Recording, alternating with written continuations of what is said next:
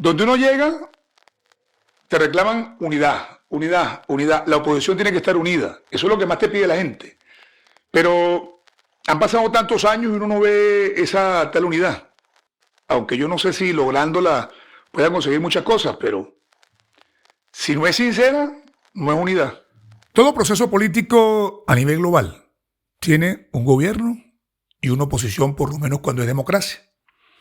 Obviamente que hay la naturaleza humana de reclamarle a quien está gobernando cómo debe comportarse en beneficio de un pueblo. Pero un gobierno necesita siempre una buena oposición. Un país necesita una buena oposición. Una oposición con objetivos, con principios, con valores, con compromisos. Pasa eso en Venezuela. ¿Qué ha sucedido con la unidad opositora en los últimos 25 años en este país? ¿Tendrá solución el problema de desunión que hay en la oposición venezolana? De eso vamos a hablar hoy acá en Víctor Moreno Televisión.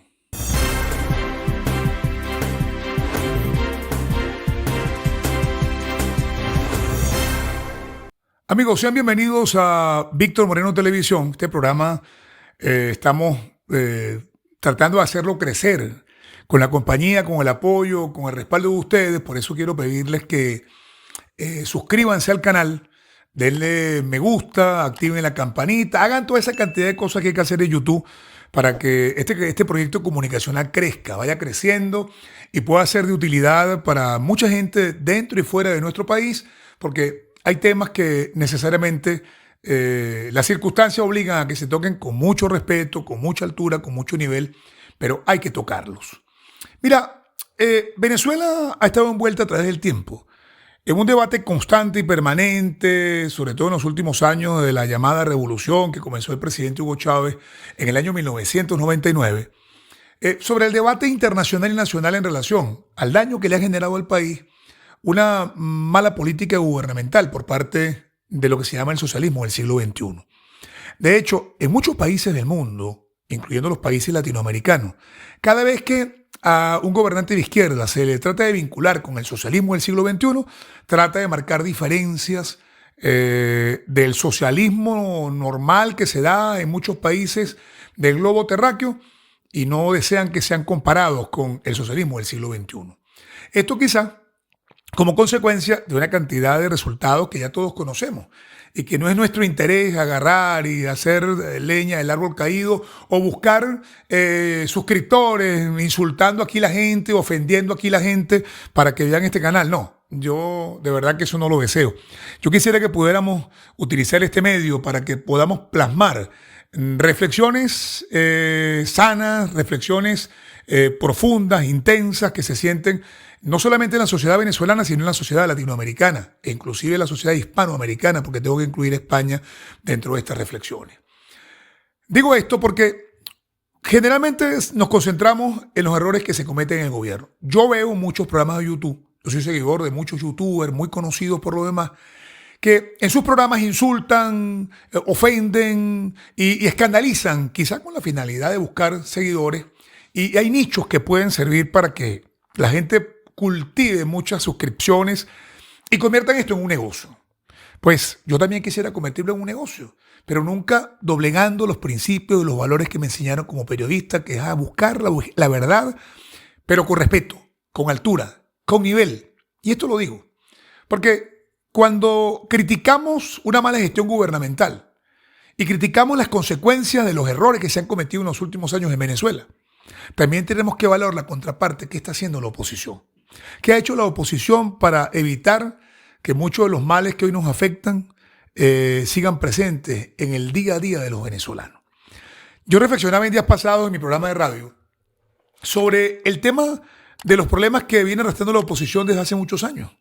De hecho, en las elecciones de 1998, cuando Chávez estaba en 4%, la gran candidata era Irene Sáez, estaba la candidatura de Luis Alfaro Ucero por parte de Acción Democrática, estaba la candidatura por allí de Andrés Velázquez, habían varias candidaturas que estaban compitiendo por la presidencia de la República y aquella falta de unidad de la oposición frente a un candidato que finalmente ganó las elecciones, que fue el comandante Hugo Chávez Frías, que se alzó contra las instituciones, que dio un golpe de Estado en el año 1992. Porque yo hoy escucho que a mucha gente le dicen golpista y yo no lo he visto dando golpe.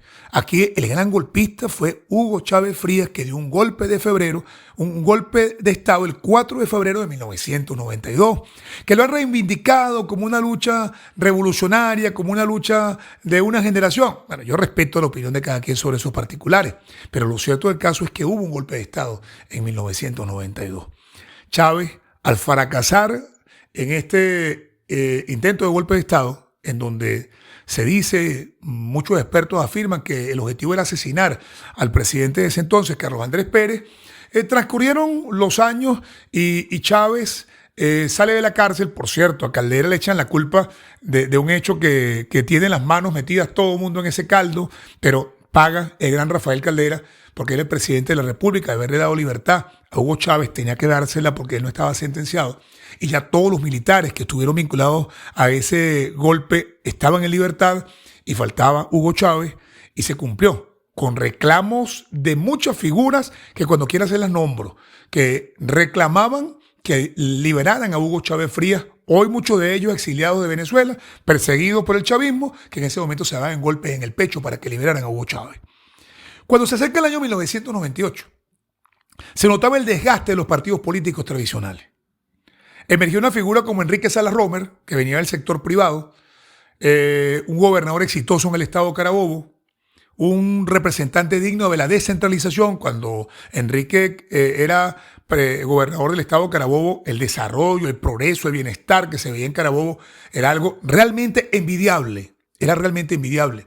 Pero la falta de unidad de los partidos políticos hicieron que en el caso de Copey se empecinaran en la candidatura de Irene Sáez y en el caso de Acción Democrática del caudillo Luis Alfaro Ucero. A pesar de que se veía la amenaza de la llegada de Hugo Chávez a la presidencia de la República, y a pesar de esta amenaza no hubo una reacción oportuna por parte de los líderes políticos del momento, sino que a última hora hicieron declinar a Irene Sáez, a última hora hicieron declinar a Luis Alfaro Ucero, y la gente, ante la decepción del comportamiento tan rosquero y tan cogollérico de los partidos políticos tradicionales, castigó a la clase política venezolana votando por Hugo Chávez Frías y fue electo presidente de la República. Lo demás es tema para otro programa y lo conocemos perfectamente porque han transcurrido varios años. Hay muchísimos hechos que demuestran que quizá la historia de Venezuela hubiese sido otra si el comportamiento de la oposición hubiese sido otro. Es así como han transcurrido todos estos años y ha habido una cantidad de hechos políticos que dejan al descubierto la falta de voluntad por parte de importantes dirigentes de la oposición para unirse afectivamente de verdad, para actuar con patriotismo y defender los intereses de Venezuela.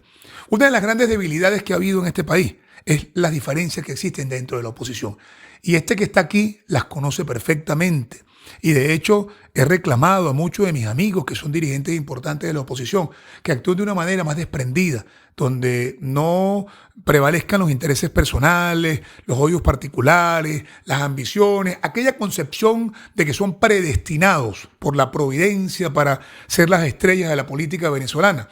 Cuando las estrellas en política se construyen con trabajo, con unidad, con dedicación, con esfuerzo, como pasó en Chile después de Pinochet, cuando adversarios políticos lograron entender que con unidad podían reconstruir un país. Hace falta patriotismo para esto. Hay que pensar primero en Venezuela que en los intereses particulares de cada quien. Porque cuando yo me pongo a reflexionar como ciudadano común que soy, como periodista que soy, uno revisa, por ejemplo, las gestiones de Enrique Capriles como alcalde de Baruta y como gobernador de Miranda. Fue un hombre exitoso. Uno busca la carrera política de Leopoldo López como alcalde de Chacao en 2 oportunidades. Fue un hombre exitoso. Si ustedes miran lo que hizo María Corina Machado en Súmate, demuestran la capacidad gerencial que tiene María Corina Machado. O el caso de Manuel Rosales, que fue un exitoso alcalde de Maracaibo y un excelente gobernador del Zulia en las oportunidades que ha tenido esta responsabilidad. Pero si buscamos a Henry Falcón, que estaba con el chavismo y ahora es de la oposición, fue un exitosísimo alcalde de Iribarren y un mejor gobernador del estado Lara. Quiere decir que, así como esos, hay otros ejemplos de figuras opositoras que tienen capacidad, creatividad, que tienen las herramientas necesarias desde el punto de vista político, desde el punto de vista gerencial, para contribuir grandemente a las soluciones de los problemas que afectan a los venezolanos. Pero no, siempre prevalece la diferencia personal, siempre prevalece quien está por encima de otro.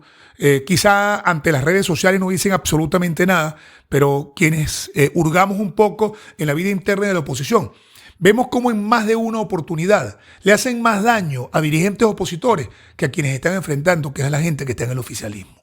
Enrique Capriles Radomski señaló el año pasado que Julio Borges estaba utilizando recursos del gobierno interino para pagar portales de opinión, para pagar periodistas que se encargaran de la destrucción de los dirigentes políticos de la oposición venezolana. Imagínense ustedes tener que escuchar un dirigente del nivel de Enrique Capriles, que es un hombre sumamente serio desde mi punto de vista, tener que escucharlo señalar que Julio Borges estaba con recursos del gobierno interino pagando a periodistas para que destruyeran la imagen de dirigentes opositores. Cuando se hace esto, evidentemente se está haciendo un daño gravísimo a la democracia y al pueblo de Venezuela. Esto, lógicamente, hay que reclamarlo, porque yo eso lo señalé en el 2015 y me trataron de traidor cuando dije que habían comportamientos en dirigentes opositores que obviamente quedaban pálidos frente a muchos dirigentes oficialistas. Esta circunstancia debe cambiar en Venezuela, porque para que el país cambie, tiene que cambiar el comportamiento de quienes hacen vida política en el país. No solamente es que el gobierno debe cambiar, no solamente es que el gobierno debe generar soluciones a los problemas que afectan a los venezolanos, no solamente es que el gobierno debe preocuparse en ver qué está haciendo, porque pareciera, como dicen en mi tierra yaracuyana, una vieja agarrada en la parrilla de una moto para mantenerse en el poder y no son capaces de generar soluciones a los problemas que en este momento afectan al país. Pero por otro lado, quizá una oposición unida no solamente en tarjetas o unida no solamente en las fotografías, sino generando salidas, propuestas, soluciones, pudiera ser una buena respuesta para el país. Fíjense, por ejemplo, tenemos una elección prevista para el 27 de abril y los dirigentes opositores no se han reunido para debatir entre ellos cuál es la posición de la oposición, sino que por el contrario, cada quien se siente con el derecho de opinar en nombre de la oposición, de opinar en nombre del pueblo venezolano. Yo tengo que decir algo acá, que lo he sostenido en privado. Y muchas veces me pide la gente, Víctor, no vayas a decir eso en público. Es que yo estoy convencido que aquí no es que hay un respaldo de la oposición. Yo creo que los líderes opositores tienen que reinventarse, porque es falso que el pueblo venezolano los esté respaldando. Aquí hay un antimadurismo que nunca es un liderazgo a favor de María Corina, o de mi hermano Enrique Capriles, o de Henry Falcón, o de Manuel Rosales, o de Leopoldo López. No. Aquí lo que es un sentimiento de cambio. Usted agarra un borracho con un sombrero de cogollo y lo lanza de candidato presidencial y repite en las elecciones y le gana a Nicolás Maduro. Le gana al candidato del oficialismo. Y entonces hay dirigentes opositores que dicen, el pueblo está conmigo, el pueblo hace lo que yo le diga y el pueblo me va a respaldar en mis posiciones. Cuando lo importante no son las posiciones individuales de cada quien, sino que es necesario construir una plataforma colectiva de participación, de integración, de respeto entre las figuras políticas para que una con las otras puedan contribuir en conjunto a buscarle soluciones a la grave crisis política, social y económica que está viviendo el pueblo de Venezuela. Yo creo que estas reflexiones no solamente quizá pueden sonar como atrevidas, pero es que no pueden ser nunca satanizadas ni llamarse atrevidas. Son reflexiones sinceras que se dicen en cada rincón del pueblo venezolano. Lo que sucede es que quizá la gente no tiene los medios para expresarlo abiertamente y es probable también que entre nuestros líderes opositores, donde hay gente muy talentosa, no haya quien le diga directamente a su oído que están equivocados y que entiendan que en este momento el país no respalda hombres ni mujeres, sino que respalda un proyecto de cambio en el país. La gente está reclamando un proyecto de cambio en Venezuela. La gente está solicitando que Venezuela sea distinto a lo que hemos sido en los últimos años. Desde esa historia de 1998, cuando vieron venir al coco y a última hora corrieron a tratar de resolver lo que pudieron haber resuelto mucho antes, es precisamente lo que se repite proceso tras proceso. Es necesario que la dirigencia opositora de nuestro país entienda el papel histórico que tiene que jugar frente a una patria que está reclamando de sus hombres precisamente patriotismo. Yo creo y sin temor a equivocarme, que esa palabra es clave en este momento para Venezuela.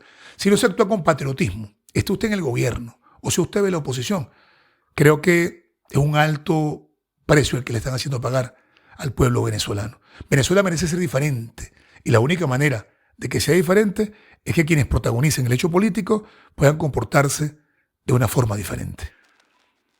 Bueno, yo me imagino que más de un amigo mío se va a calentar con esto, ¿no? Es que no les gusta que le digan las cosas. O sea, esos políticos que se creen perfectos están destinados al fracaso. Todo el mundo mete la pata, todo el mundo comete errores. Ahora, si van a estar pagándole por ahí a periodistas y a plataformas digitales para que le hablen mal a la oposición, bueno, por supuesto que entonces al final terminan todos rayados. ¿Y quién saca provecho de eso? Una pregunta interesante para hacer, ¿verdad? Bueno, no, porque tú y yo sabemos qué hay detrás de eso. Y eso en los próximos días habrá que decirlo.